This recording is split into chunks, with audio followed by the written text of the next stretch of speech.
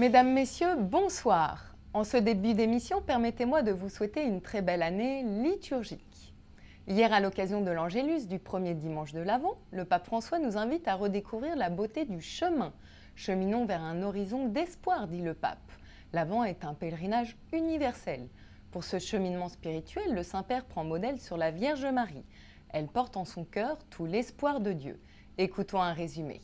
Le temps de l'Avent que nous commençons de nouveau aujourd'hui nous ouvre l'horizon de l'espérance.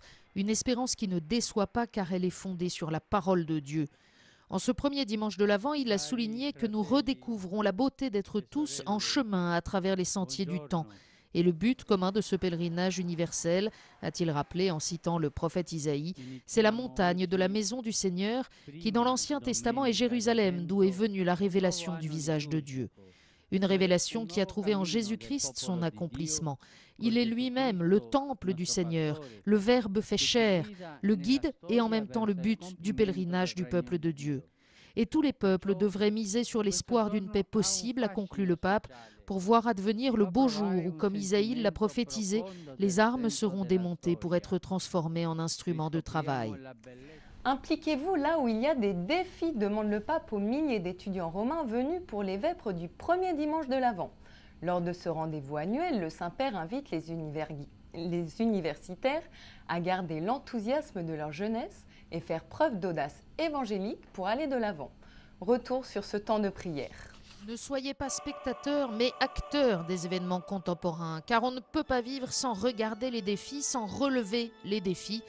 C'est l'invitation que le pape François a adressée aux étudiants des universités romaines avec lesquels samedi après-midi il a célébré les premières vêpres de l'Avent dans la basilique Vaticane.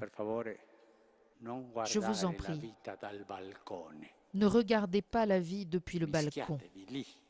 Impliquez-vous là où il y a des défis qui vous demandent de l'aide pour soutenir la vie, le développement. Le combat pour la dignité des personnes, le combat contre la pauvreté, le combat pour les valeurs. Fin du 4e congrès missionnaire de l'Amérique ce week-end au Venezuela. Je vous propose d'y retrouver notre envoyé spécial, Pedro Guevara-Mann. Et nous arrivons à la conclusion du congrès missionnaire américain ici à Maracaibo, Venezuela, et c'était une semaine super.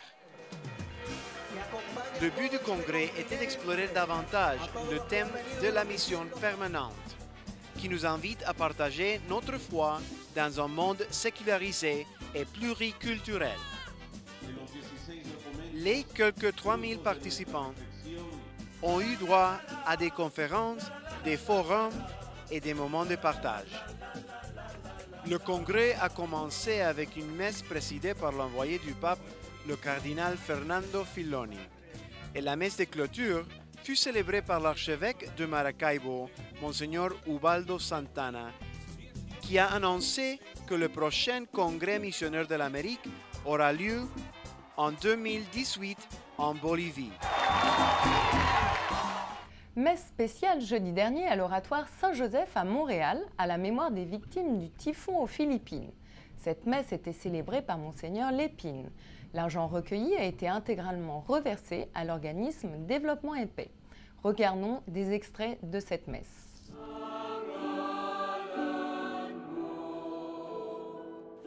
Nous sommes venus ensemble prier. Nous sommes appelés à continuer de prier.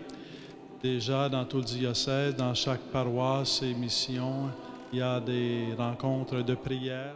En ce début de mois, je vous donne les intentions de prière du pape pour décembre. Le Saint-Père nous confie les enfants victimes d'abandon et de toute forme de violence, qu'ils puissent trouver l'amour et la protection dont ils ont besoin. Le pape confie également les chrétiens, qu'ils soient illuminés par la lumière du Verbe incarné et préparent l'humanité à l'avènement du Seigneur. Et avant de nous quitter, dernière place pour le concert de Noël de Sel et Lumière. Il aura lieu demain soir au Conservatoire Royal de Toronto. Pour les retardataires, vous pouvez encore acheter vos billets sur notre site. C'est la fin de cette émission. Merci de l'avoir suivi. Bonne soirée à tous. À demain.